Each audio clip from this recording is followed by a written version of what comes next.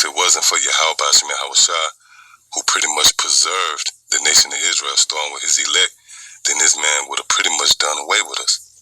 Matter of fact, let me start off real quick right here. In the book of Psalms, the 18th chapter, and the 17th verse, it says, he delivered me from my strong enemy. Yeah, and this strong enemy here would be none other than Esau, the so-called white man himself, which is an idea the majority of our people out there has either lost sight of altogether never was privy of. The idea of you so-called Negroes, Latinos, and Native Americans having enemies have proven to be a challenge, a hurdle that you are not willing to get over, when you should be the last people here on the planet Earth that we should have to convince that you have enemies, man.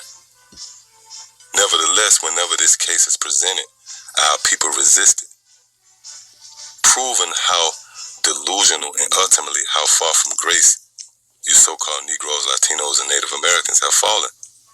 So much so to where you have actually lost sight of the fact that you have enemies. See, again, he delivered me from my strong enemy and from them which hated me, for they were too strong for me. For they were too strong for me. And you got to remember, Esau's blessing centers around the sword. And you actually have certain amongst you different Israelite groups out there, and I'm not going to mention any names, but you have been seen on these different social media platforms boasting in your weaponry. You actually have certain Israelite groups out there posting pics of their weapons.